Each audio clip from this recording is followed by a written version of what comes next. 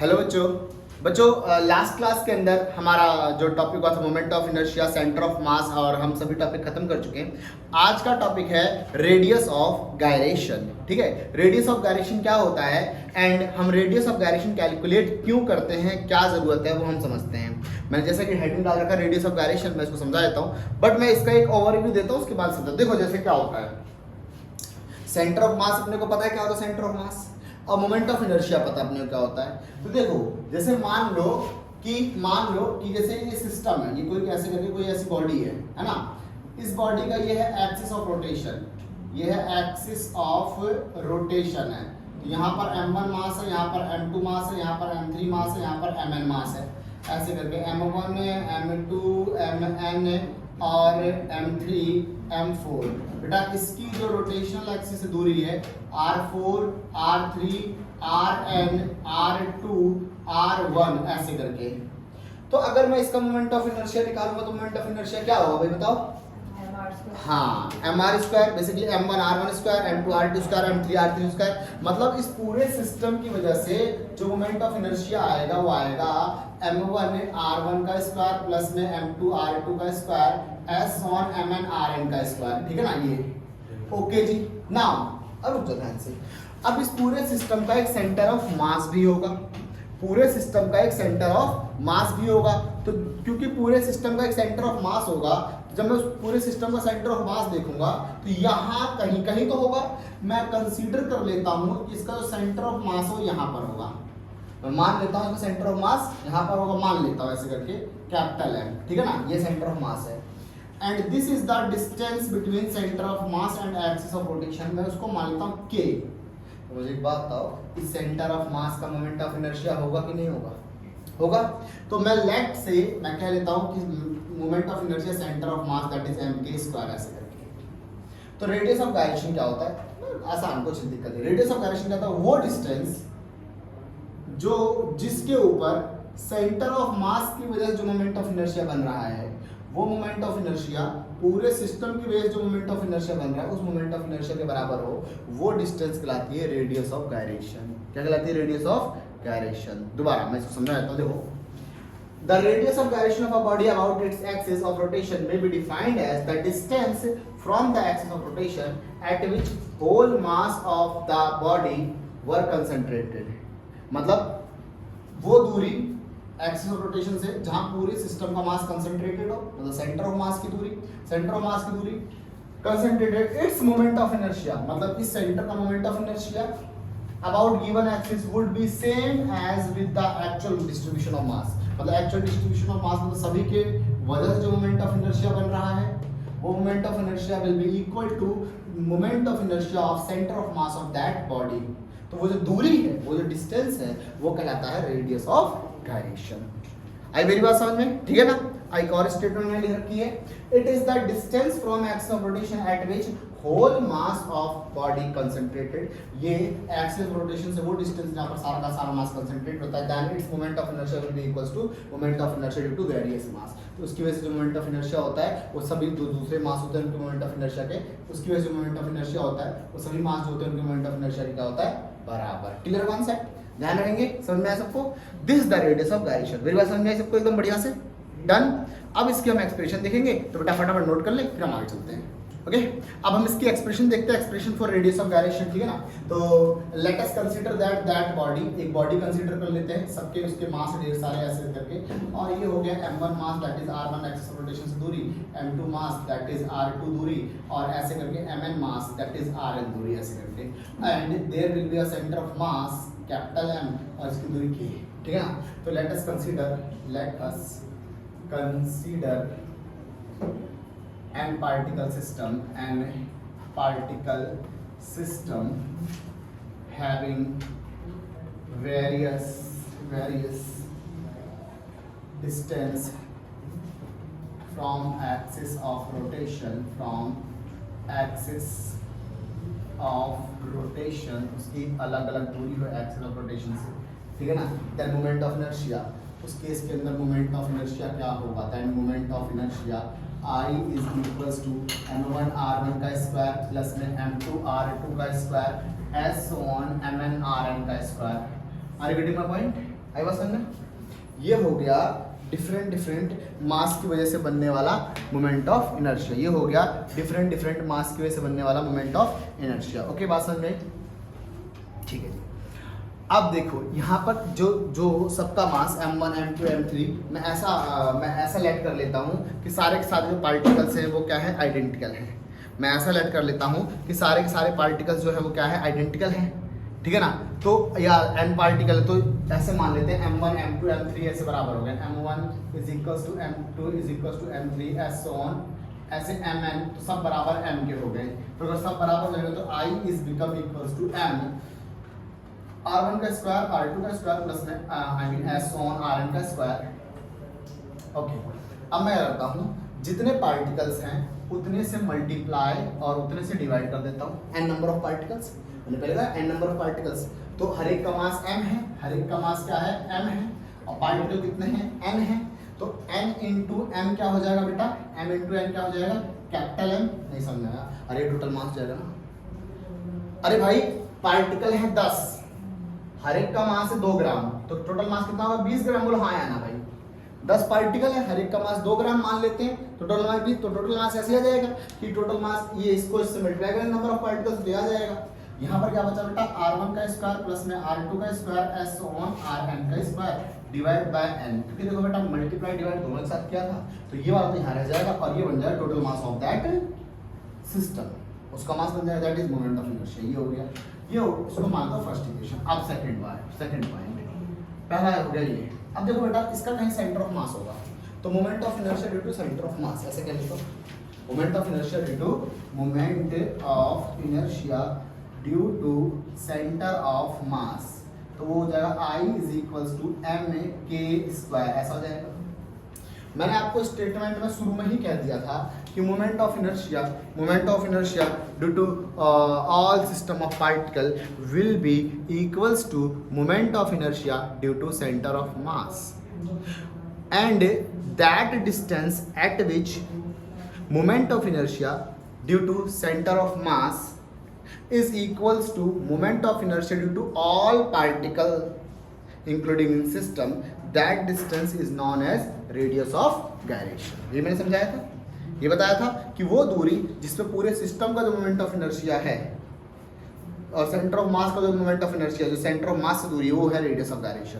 तो ये हो गया, वो दूरी हो गई m k स्क्वायर।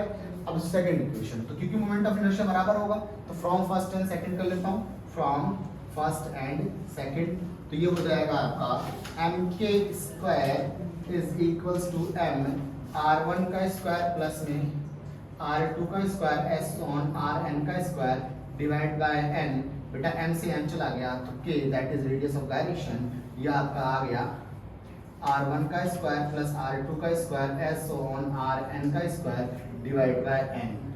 तो रेडियस ऑफ गायरेशन अगर मैं ध्यान से देखूं तो ये क्या हो गया, अगर मैं इधर देखिए बेटा, बाद में नोट करेंगे, आप भी देखो बेटा, रेडियस ऑफ गायरेशन ध्यान से देखो तो क्या हो गया, ये हो गया पहले वाले की दूरी एक्सियल रोटेशन से प्लस में दूसरे वाले की दूरी एक्सियल रोटेशन प्लस में तीसरे वाले की दूरी एक्सियल रोटेशन, हर एक की दूरी उसका स्क्वायर और उसका रूट, हर एक की दूरी उसका स्क्वायर और उसका रूट और उसका एवरेज। देखो ना, इसको डिवाइड करें n आ गया ना, मीन वैल्यू ऐसे निकलती है ना, तो इसका मतलब radius of gyration also defined as, मतलब it is also defined as, इसको हम ऐसे भी डिफाइन कर सकते हैं क्या, द रूट किसका root, mean r1 r2 rn, that is mean the root mean square, root उसका मीन उसका square, distance of various particles in the system, हर एक के रूट मीन स्क्वायर के डिस्टेंस का जो होता है वो रेडियस ऑफ गायरेशन कहलाएगा। बोलो हाँ या ना, समझ में आया कि नहीं आया, क्लियर है कॉन्सेप्ट, नोट कर लो बेटा।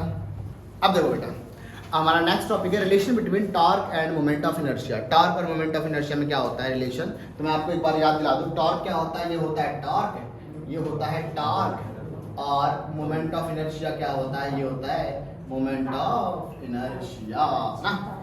इसके बीच में रिलेशन क्या हुआ, क्या दिक्कत आ रही है, हैं? देखो जैसा कि अपन जानते हैं, वी नो दैट, जैसा कि अपन जानते हैं, क्या जानते हैं अपन कि torque is equals to force into perpendicular displacement, ऐसा होता है ना, ये होता है, याद आ रहा है ना। फिर याद आया मुझे, सर जी फोर्स तो हमने पढ़ा था मास इनटू एक्सेलरेशन होता है ना। फिर ये हो गया मास इनटू एक्सेलरेशन और perpendicular displacement we can write by R, R मान लेते, क्या दिक्कत है, डिस्टेंस डी मानता आर मान लेते हैं ना, तो ओके, तो ये हो गया। फिर मेरे को एक बात और याद है, नहीं भाई मैंने एक बात और पढ़ी थी, क्या पढ़ी थी सर जी, मत पढ़ा करो इतना, A is equals to R alpha, याद आया? नहीं याद आया? जब कोई ऑब्जेक्ट, ऐसे मैंने बताया, जब कोई ऑब्जेक्ट रोटेशन मोशन में होता है तो उसके पास जो लीनियर एक्सेलरेशन होता है वो एंगुलर एक्सेलरेशन का रेडियस टाइम होता है ना, आर टाइम होता है। तो एम आर अल्फा इनटू में आर, तो बेटा ये क्या हो गया, एम में आर स्क्वायर इनटू में alpha, M R square into में अल्फा दैट इज टाउ। फिर मेरे को एकदम से आता, ओ ये तो देखेला सा लग रहा है, I is equals to M R square तो मोमेंट ऑफ इनर्शिया होता है, इसका मतलब टाउ इज इक्वल्स टू क्या हो गया, आई अल्फा, आई क्या हो गया, टॉर्क हो गया, आई मीन ये क्या हो गया, टॉर्क हो गया, और आई क्या हो गया, मोमेंट ऑफ इनर्शिया हो गया। तो इनमें रिलेशन याद है। अगर आप थोड़ा सा ध्यान दें, अभी रुक जाए, थोड़ा सा लिखना बंद करें, तो मैं आपको एक बात और ध्यान दिलाऊंगा। देखो बेटा, जितना भी टर्म मैंने जब इस चैप्टर को स्टार्ट कराया था तो मैंने ना बेसिक टर्म्स लिखवाई थी, रोटेशनल वाली टर्म ये रही और ट्रांसलेशनल वाली टर्म ये रही। तो मैंने हर एक ट्रांसलेशनल टर्म का इक्वेट करके रोटेशन टर्म में दिखाया था। आओ इसको इक्वेट कर सकते हैं क्या? हाँ जी कर सकते हैं। टॉर्क, जो कि रोटेशन में टॉर्क काम करता है, ट्रांसलेशन में क्या होता था, वो फोर्स होता था, वो फोर्स होता था एफ। ओके बेटा इधर ध्यान से, जो रोटेशन में अल्फा काम करता है, अल्फा बोले तो एक्सेलरेशन, जो रोटेशन में काम करता है एक्सेलरेशन का, वहां पर एंगुलर एक्सेलरेशन ए हो गया, इसका मतलब ये बचा हुआ क्या होगा, एम, मास में नहीं होगा। तो एक प्रकार अगर ऐसे दिमाग लगाएं तो जो ट्रांसलेशन की इक्वेशन रोटेशन की होगी, मतलब ये मैं आपको इसलिए समझा रहा हूँ क्योंकि मान लो आपको ट्रांसलेशन वाला याद हो, रोटेशन वाला याद ना, तो आप समझ रहे हो ऐसे से ऐसे होगा। मतलब एक बात, एक मोटा मोटा आइडिया अगर अपने दिमाग में ये लगा लो कि जो मास होता है ना, मास जो ट्रांसलेशन में मास होता था, सीधे से चल रहा हूँ, जो मेरा मास है, जब मेरे को गोल घुमाया जाएगा वही मास बन जाएगा inertia, basically M R square बन जाएगा। नहीं समझे? आई बात समझ को? याद करो ना, मैंने ये समझाया था, हम जब वो चैप्टर पढ़ते कहते ना, मास ज्यादा, मोर मास हैविंग मोर इनर्शिया, ज्यादा मास तो ज्यादा इनर्शिया, ऐसे ऐसे करके मैं पढ़ाता था, ऐसे करके अपने पढ़ा था। तो जब मोर मास हैविंग मोर इनर्शिया, मतलब ज्यादा मास वाली बॉडी को घुमाना बड़ा मुश्किल है, उसी प्रकार बॉडी को ज्यादा मास तो रोटेशन मोशन में लाना मुश्किल है ना। इनर्शिया उसका बहुत ज्यादा होगा तो रोटेशन मोशन में लाना मुश्किल, बात तो ये आ गई ना, इनर्शिया ज्यादा होगा तो रोटेशन मोशन में लाना मुश्किल होगा। याद करो चैप्टर फर्स्ट, आई मीन इस चैप्टर की फर्स्ट क्लास से याद आ रहा है? ठीक है बेटा, तो मास जो होता है ना बेटा, वो इनर्शिया के इक्विवेलेंट आप से रख के समझा करो, ट्रीट किया करो, ठीक है, नोट कर लो। ओके देखो बेटा, ये क्वेश्चन है, इस क्वेश्चन को सॉल्व करें और आप एक बार ओके से प्रैक्टिस कर लेना बेटा, फिर उसके बाद सॉल्यूशन देखना।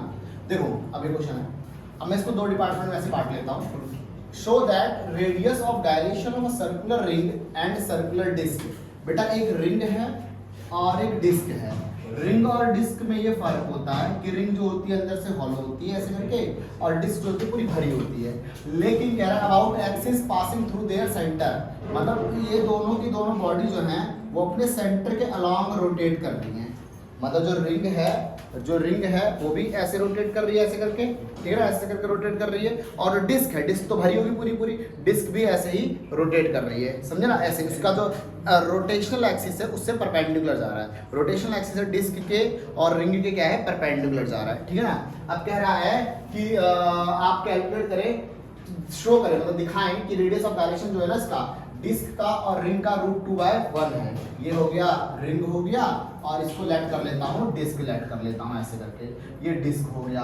मतलब इन दोनों का जो रेडियस ऑफ डायरेक्शन है, इसको मैं अगर K1 मान लूँ और इसको अगर मैं K2 मान लूँ, इनका जो रेशियो है वो √2:1 आना चाहिए, ऐसा बोला गया।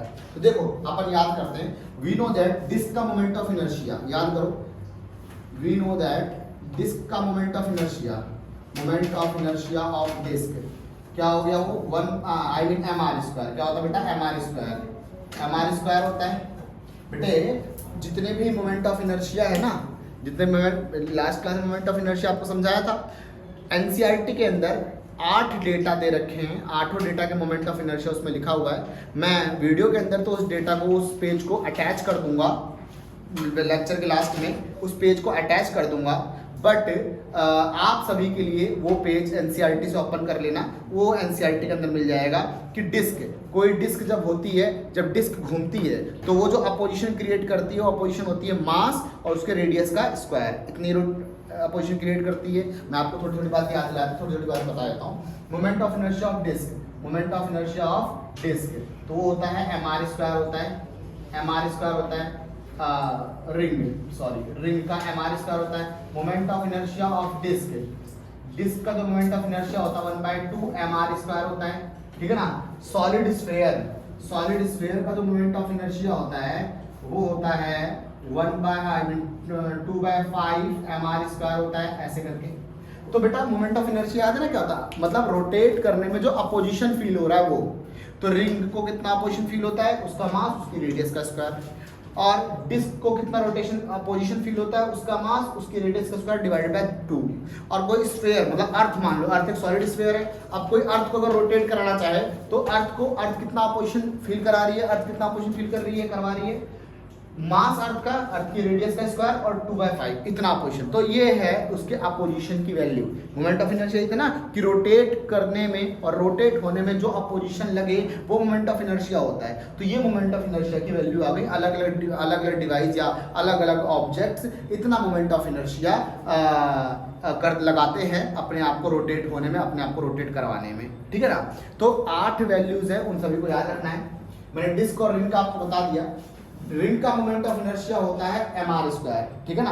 और डिस्क का मोमेंट ऑफ इनर्शिया होता है moment of inertia of disc, moment of inertia of disc. Disc का जो मोमेंट ऑफ इनर्शिया होता है वो होता है 1/2 mr स्क्वायर। क्लियर कॉन्सेप्ट, मतलब रिंग जो है वो इतना अपोजिशन फील करवाती है, मतलब इतना अपोजिशन करती है, और डिस्क इतना अपोजिशन करती है। अब आगे चलते हैं। देखिए बेटा रेडियस ऑफ गायरेशन क्या होता है, रेडियस ऑफ गायरेशन वो क्या होता था, उसका जो मोमेंट ऑफ इनर्शिया होता है I = mk स्क्वायर। ये होता है ना mk स्क्वायर, है ना। तो यही तो है कि ये हो गया टोटल रिंग का मोमेंट ऑफ इनर्शिया, ये हो गया moment of inertia due to centre of mass हो गया। तो मैंने ये समझाया दोनों मोमेंट ऑफ इनर्शिया का तो बराबर होता है। ये तो समझाया था कि टोटल रिंग का मोमेंट ऑफ इनर्शिया जो वेरियस पार्टिकल की वजह से होगा वो बराबर होगा उसके radius of gyration moment of inertia के। तो जो हो गया mk स्क्वायर = mr स्क्वायर। तो mk1 कह लेता हूँ इसको मैं, k1, m से m चला गया, k1 = क्या आ गया, r आ गया। आई बात समझ में बेटा, इसका रेडियस ऑफ गायरेशन क्या आ गया, r आ गया। क्लियर है। नेक्स्ट डिस्क का मोमेंट ऑफ इनर्शिया हो गया ये, और डिस्क के radius of gyration moment of inertia, moment of inertia of radius of gyration, of radius of gyration. तो रेडियस ऑफ गायरेशन का मोमेंट ऑफ इनर्शिया क्या होता है, I = mk स्क्वायर। ये फॉर्मूला तो रिजेक्ट है बेटा, ये फॉर्मूला तो, क्योंकि देखो k तो वो दूरी होगी ना जहां सेंटर, पूरे बॉडी का सेंटर जहां लाई कर रहा है वो दूरी है, वहां से लेकर वहां तक की दूरी, वही रेडियस ऑफ गायरेशन हो जाती है। तो k तो वो दूरी है। अब इन दोनों को इक्वेट कर दो, तो क्योंकि फिर वही कि जितना इस पूरी सिस्टम के पार्टिकल की वजह से मोमेंट ऑफ इनर्शिया होगा उतना मोमेंट ऑफ इनर्शिया उसके सिर्फ सेंटर ऑफ मास की वजह से होगा। समझा ना। इनको इक्वेट कर लेंगे तो रेडियस ऑफ गायरेशन आ जाएगा इसका। तो 1/2 mr square = mk square. m से m चला गया, k आ गया, r स्क्वायर बाय 2, स्क्वायर हटेगा तो k2, बेसिकली k2 नाम दे देता हूँ इसको मैं ताकि आसान रहे। तो जगह r/√2 हो जाएगा। आई बात समझ बेटा। तो radius of gyration of disc आ गया इतना और रिंग आ गया इतना। तो अब देखो k1 = ये जब यहाँ से हटेगा तो रूट इसका काट देगा, k1 = जस्ट r कर दिया मैंने, ये स्क्वायर इस पे जाएगा। अरे भाई इसका स्क्वायर है, अगर k1 का स्क्वायर हटाऊंगा तो r स्क्वायर पे रूट चढ़ जाएगा ऐसे करके, और रूट जो है अपना स्क्वायर काट देगा। तो k1 = r, क्या भाई k1 = r हो जाएगा ना, इसलिए मैंने इसको लिखा था। आप बेटा देख लो। अब देखो क्या था कि रिंग और डिस्क के मोमेंट ऑफ इनर्शिया का रेशियो निकालिए। शुरू में क्वेश्चन में ये था रिंग और डिस्क, तो रिंग का मोमेंट ऑफ इनर्शिया आ गया r और डिस्क का मोमेंट ऑफ इनर्शिया आ गया ये। तो k1/k2 यहाँ कर लेता हूँ मैं इसको, k1/k2 ये हो गया रिंग का moment of inertia, sorry ring का रेडियस ऑफ गायरेशन, ये होगा डिस्क का रेडियस ऑफ गायरेशन। तो रिंग का रेडियस ऑफ गायरेशन आया r और डिस्क का रेडियस ऑफ गायरेशन आया r/√2 आया, ये जंप करके उल्टा जाएगा तो k1/k2 इज इक्वल्स टू √2 और r से r पर जाएगा 1, ये तो बचेगा, कुछ नहीं बचेगा तो ये बचेगा। तो क्या आंसर आया आपका √2 is equal √2 is to 1। First वाले का रेडियस ऑफ गायरेशन, सेकंड वाले का रेडियस ऑफ गायरेशन कितना है √2 इज टू 1, और ये मेरे को प्रूफ करना था, शुरू में कहना था शो करो, हाँ शो दैट। तो बेटा इसे नोट कर लें, और मैं आपको मोमेंट ऑफ इनर्शिया जो है वेरियस बॉडी आपको याद करना पड़ेगा, 8 के 8 बॉडी का मोमेंट ऑफ इनर्शिया आपको याद करना पड़ेगा। डिस्क का हो गया, रिंग का हो गया, सिलेंडर का हो गया, हॉलो सिलेंडर का हो गया, सॉलिड स्फीयर का हो गया, हॉलो स्फीयर का हो गया, इन सभी का मोमेंट ऑफ इनर्शिया आपको याद करना पड़ेगा। अगले लेक्चर में मैं आपको ये बता भी दूंगा कि मोमेंट ऑफ इनर्शिया इनका किस किस के अक्रॉस और कैसे कैसे निकाला जाता है, ठीक है ना बेटा। इसे नोट कर ले, फिर मैं अगला क्वेश्चन कराता हूँ। ओके बेटा ये क्वेश्चन है, इस क्वेश्चन को फटाफट देखें एक बार करें। तो ये क्वेश्चन है ऐसा कि एक सॉलिड सर्कुलर डिस्क है। तो मैं आपको बता दूं ना, जैसे आपने देखा होगा क्या कहते हैं ना, जो ट्यूबवेल वगैरह चलती हैं, ट्यूबवेल वगैरह चलने में जो जनरेटर एक इंजन लगा होता है, इंजन के बगल में इतना बड़ा मोटा सा व्हील होता है ना, एक मोटा सा व्हील होता है, वो डिस्क, उसे डिस्क कहते हैं। वो होता बहुत भारी है। अब मैं कहूँ उसे घुमा के दिखाओ, इतना आसान तो घुमाना है नहीं, उसको बहुत फोर्स लगाना पड़ेगा घुमाने के लिए ना। वो एक होता है ऐसे करके अटैच करते हैं और उससे ऐसे घुमाते हैं, तो ऐसे से घूमता है, धीरे धीरे घूमता है। तो क्योंकि उसका मास बहुत ज़्यादा होता है, इसके अंदर देखो 40 kg मास दे रखा है उसका, 40 kg मास है उसका, ठीक है ना, और उसको घुमाया जा रहा है 4 रेडियन पर सेकंड से। इसका मतलब अपोजिशन तो लगाएगा ना भाई, इतना भारी ऑब्जेक्ट है, इतना भारी ऑब्जेक्ट है, ऐसे करे गोल सा, ऐसे करे गोल सा है। अब इसको मैं घुमाना चाहता हूँ, बहुत भारी है, 40 किलो का है, तो घुमाना तो आराम से घूम नहीं आएगा। तो उसका मोमेंट ऑफ इनर्शिया क्या होता है, तो हमने डिस्क का मोमेंट ऑफ इनर्शिया पढ़ रखा है, डिस्क का मोमेंट ऑफ इनर्शिया हमने पढ़ रखा है, वो होता है 1/2 mr²। ये होता है डिस्क का मोमेंट ऑफ इनर्शिया, मतलब उस पूरे का मास और उसका रेडियस का स्क्वायर करो, उसको डिवाइड करो आधे से, इतना आप पोजीशन क्रिएट करेगा अपने आप को रोटेट करवाने से, इतना करेगा, वो वैल्यू आएगी तो इतना आप पोजीशन क्रिएट करेगा। क्लियर है, ठीक है। अब आगे चलते हैं। कह रहा है कि भाई अब आंसर देखते हैं। मास हो गया इसका 40 kg, और अपन रोटेट कराना चाहते हैं, बोले तो इसको एक्सेलरेशन देना चाहते हैं, एंगुलर एक्सेलरेशन। एंगुलर एक्सेलरेशन क्या होगा, 4 रेडियन पर सेकंड हो गया। तो if mass of disk and diameter जो हो गया 0.4 मीटर हो गया। तो कह रहा है मोमेंट ऑफ इनर्शिया बताइए और टाउ बताइए, टॉर्क बताइए। खैर ये तो आप कर सकते हैं। मोमेंट ऑफ इनर्शिया क्या होता है डिस्क का, तो मैं आपको पहले बता रखा है।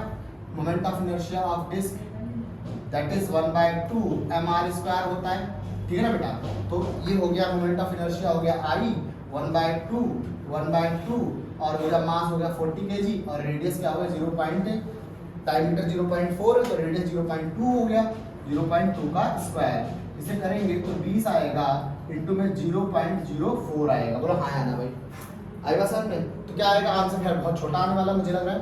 ये हो जाएगा 80, दैट इज 0.8 आएगा, 0.8 इनर्शिया का 0.8 किलोग्राम और मीटर स्क्वायर, ये आएगा लगभग। ये आएगा, सॉल्व करेंगे 424 या 80 दैट इज 0.8, लगभग 0.8 के करीब आएगा, 0.8 किलोग्राम मीटर स्क्वायर करीब इनर्शिया आएगा। आई बात समझ बेटा, तो इनर्शिया ये आएगा। अब कह रहा है टॉर्क क्या होता है, तो देखो टॉर्क अपने को पता है, अभी थोड़ी देर पहले निकाला, torque tau is equal to I alpha होता है। आई आ गया 0.8, अपोजिशन इतनी आ गई, और अल्फा क्या है, अपन चाहते 4 रेडियन पर सेकंड से घूमे, क्या है 3.2। क्या आ गया आंसर आपका 3.2 आंसर आ गया इसके अंदर का, ठीक है ना 3.2। और टॉर्क की यूनिट जो होती है बेटा वो क्या होती है, टॉर्क की यूनिट होती है न्यूटन मीटर। तो इतना टॉर्क इसके ऊपर लग रहा होगा, ध्यान दे रहे बेटा क्वेश्चन के ऊपर, ठीक है। नोट कर लो बेटा। बेटा अगली क्लास के अंदर मैं आपको मोमेंट ऑफ इनर्शिया पे और भी क्वेश्चंस कराऊंगा, और भी टॉपिक होंगे खत्म, ठीक है। एंगुलर मोमेंटम वगैरह सब कराएंगे, तो नोट कर लें बेटा, पढ़ते रहें, ठीक है। बाय बच्चों, मिलते हैं अगली क्लास में।